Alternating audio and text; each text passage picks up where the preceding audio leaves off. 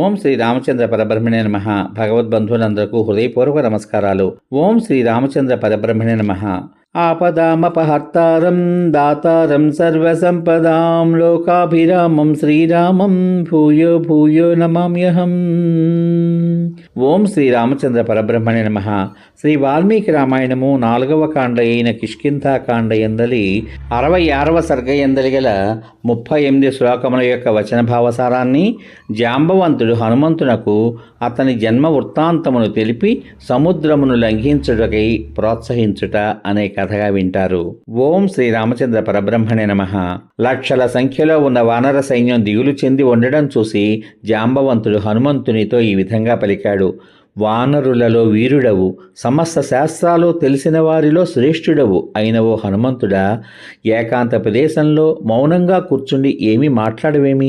నీవు తేజస్సు చేత బలం చేత వానర రాజైన సుగ్రీవునితోనూ రామలక్ష్మణులతోనూ సమానుడవు కదా. వినత కాశ్యపుల పుత్రుడు, మహాబలశాలి, సర్వపక్షులలో ఉత్తముడు అయిన గరుత్మంతుడు ప్రసిద్ధుడు. గొప్ప బలము, వేగము, యశస్సు గల ఆ గరుత్మంతుడు సముద్రంలో ఉన్న సర్పములను పైకి లాగుతూ ఉంటే నేను అనేక పర్యాయాలు చూశాను. అతని రెక్కలకు ఎంత బలం ఉన్నదో నీ భుజాలకు అంత బలం ఉంది. పరాక్రమము, తేజస్సుల చేత నువ్వు అతనికి ఏమాత్రం తీసిపోవు. నీ బలము, బుద్ధి, తేజస్సు, ధైర్యము ఇతర ప్రాణులలో ఉన్న వాటి కంటే అధికమైనవి. నీవు ఈ కార్యానికై ఎందుకు సిద్ధం అవడం లేదు? అప్సరస స్త్రీలలో శ్రేష్ఠురాలు, ప్రసిద్ధురాలు అంజన అను నామాంతరము కలది అయిన పుంజికస్థల అను అప్సర స్త్రీ వానరుడైన కేసరి యొక్క భార్య. సౌందర్యమునందు సాటి లేనిదిగా 3 లోకములలోనూ ప్రసిద్ధురాలైన ఆమె శాపవశం చేత స్వేచ్ఛానుసారంగా రూపం ధరించగల వానర స్త్రీగా భూలోకంలో పుట్టింది. వానర ప్రభువైన మహాత్ముడైన కుంజరుని కుమార్తెగా పుట్టిన ఆ పుంజిక స్థల రూపంతోనూ యవ్వనంతోనూ ప్రకాశిస్తున్న మనుష్య శరీరం దాల్చి విచిత్రమైన పుష్పమాలలు, అలంకారాలు ధరించి తెల్లని పట్టు వస్త్రం కట్టుకుని ఒకనాడు వర్షాకాల మేఘం వలె ఉన్న పర్వత శిఖరమునందు సంచరించింది. విశాలమైన నేత్రాలు గల ఆమె పర్వత శిఖరం మీద ఉండగా పచ్చని ఎర్రని అంచులు గల ఆమె వస్త్రమును వాయుదేవుడు మెల్లగా తొలగించాడు. అప్పుడు ఆ వాయుదేవుడు ఆమె యొక్క గుండ్రని కలసి ఉన్న తొడలను, బలిసి దగ్గరగా ఉన్న స్తనములను, చాలా అందమైన ముఖాన్ని చూశాడు. విశాలమైన కటి ప్రదేశము, సన్నని నడుము, అందమైన సకల అవయవములు కలిగిన కీర్తిమంతురాలైన ఆమెను చూడగానే వాయుదేవుడు కామము చేత మోహితుడయ్యాడు. దోషములు లేని ఆమె యందు మనస్సు ప్రవర్తించుట చేత మన్మథుడావేశించిన సకల శరీరము గల వాయుదేవుడు పొడవైన భుజములతో ఆమెను కౌగిలించుకున్నాడు. ఉత్తమమైన నియమములు గల ఆమె అప్పుడు భయపడుతూ ఈ విధంగా పలికింది. నా ఏకపత్ని వ్రతాన్ని నశింపచేస్తున్నవాడు ఎవడు? అంజన మాటలు విని వాయుదేవుడు ఈ విధంగా పలికాడు. అంజన, నిన్ను నేను హింసించను, భయపడకుము. నిన్ను నేను కౌగిలించుకునే మనస్సు చేతనే నిన్ను అనుభవించాను. అందుచేత నీకు వ్రతభంగం కలగలేదు. నీకు పరాక్రమవంతుడు, బుద్ధిమంతుడు అయిన పుత్రుడు కలుగుతాడు. గొప్ప ధైర్యము, తేజస్సు, బలము, పరాక్రమం గల నీ కుమారుడు ఎగురుటయందు దుముకుటయందు నాతో సమానుడై ఉంటాడు. నీ తల్లి ఆ మాటలు విని సంతోషించి ఒక గుహలో వానర శ్రేష్ఠుడవైన నిన్ను కన్నది. బాలుడవైన నీవు ఆ మహావనంలో ఉదయిస్తున్న సూర్యుని చూసి ఫలము అని తలచి దాన్ని పట్టుకోవాలి అనే కోరికతో ఆకాశం వైపు ఎగిరావు.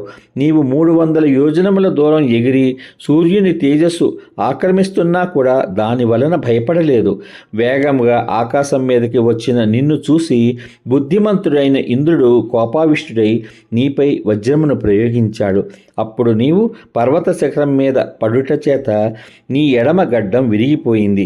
అందువలననే నీకు హనుమంతుడు అనే పేరు వచ్చింది. గంధమును మోసేవాడు, వృక్షాదులను విరిచివేయు శక్తిగలవాడు అయిన వాయుదేవుడు నిన్ను ఆ విధంగా దేవేంద్రుడు కొట్టడం చూసి చాలా కోపించిన వాడై 3 లోకములలోనూ వీచలేదు. 3 లోకములు క్షోభ చెందడం చూసి లోకపాలులైన దేవతలందరూ కోపించిన ఆ వాయుదేవుని ప్రార్థించారు. వాయుదేవుడు ఆ విధంగా బ్రతిమాలు కొనబడు సమయమునందు బ్రహ్మదేవుడు నీకు శస్త్రముల చేత చావు లేకపోవుట అనే వరాన్ని ఇచ్చాడు. వజ్రాయుధం ప్రయోగించినా కూడా నీకు ఎట్టి పీడ కలగకుండడం చూసి దేవేంద్రుడు సంతోషిస్తూ నీవు కోరినప్పుడు మాత్రమే నీకు మరణం వస్తుంది అని ఒక గొప్ప వరాన్ని నీకిచ్చాడు. భయంకరమైన పరాక్రమం గల అట్టి నీవు కేసరికి క్షేత్రజ పుత్రుడవు, వాయువునకు ఔరస పుత్రుడవు, తేజస్సు చేత అతనితో సమానుడవు. వాయుపుత్రుడవైన నీవు ఎగురుటలో కూడా అతనికి తుల్యుడవు. ఇప్పుడు మా ప్రాణాలు పోతున్నాయి. ఇప్పుడు మాలో సామర్థ్యము పరాక్రమము గలవాడివి నువ్వే, రెండవ సుగ్రీవుని వంటివాడు. నాయన, మహావిష్ణువు త్రివిక్రమ రూపం ధరించినప్పుడు నేను ఈ పర్వతారణ్యాదులతో కూడిన భూమికి 21 సార్లు ప్రదక్షిణం చేశాను. అప్పుడు దేవతల ఆజ్ఞ చేత మేము సముద్రంలో వేసి అమృతమును మథించడానికి ఉపయోగించే ఓషధులను సంపాదించుకుని వచ్చాం. ఆ కాలంలో మాకు చాలా బలం ఉండేది. ఇప్పుడు నేను వృద్ధుణ్ణైపోవడం చేత నా బలపరాక్రమాలు క్షీణించాయి. ఈ సమయంలో మాలో సమస్త గుణాలు ఉన్నవాడివి నువ్వే. అందుచేత విజృంభించు. నీవు వానరులలో శ్రేష్ఠుడవు కదా. ఈ వానరసేన అంతా నీ పరాక్రమాన్ని చూడాలి అని కోరుతోంది. లే, మహాసముద్రాన్ని దాటు. నీ గమనశక్తి జగత్తులోని అన్ని ప్రాణుల గమనశక్తి కంటే చాలా గొప్పది కదా. వానరులందరూ దిగులు చెంది ఉన్నారు. నువ్వు ఉపేక్షిస్తున్నావేమిటి? విష్ణువు 3 పదన్యాసముల చేత లోకములను ఆక్రమించినట్లు నువ్వు నీ శక్తిని చూపించు అని పలికాడు. ప్రసిద్ధమైన వేగం గల వాయుపుత్రుడైన ఆ హనుమంతుడు వానర శ్రేష్ఠుడైన జాంబవంతుడు ఈ విధంగా ప్రేరేపించగా ఆ వానర వీర సైన్యమునకు సంతోషాన్ని కలిగేటట్లు తన శరీరాన్ని చాలా పెద్దదిగా చేశాడు.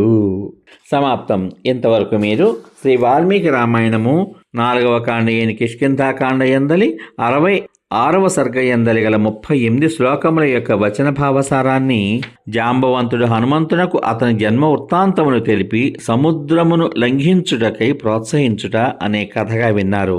రేపటి భాగంలో శ్రీ వాల్మీకి రామాయణం 4వ కాండ అయిన కిష్కింధాకాండ యొక్క చిట్ట చివరి సర్గ అయిన 67వ సర్గ యందలి 49 శ్లోకములను సముద్రమును దాటుటకు హనుమంతుడు ఉత్సాహమును చూపుట అనే కథగా వింటారు. ఓం శ్రీరామచంద్ర పరబ్రహ్మణే నమః. శ్రీరామ రామ రామేతి రమే రామే మనోరమే సహస్రనామ తత్తుల్యం రామనామ వరాననే. ఓం శ్రీరామచంద్ర పరబ్రహ్మణే నమః. సర్వే జనా సుఖినో భవంతు. శుభమస్తు. స్వస్తి.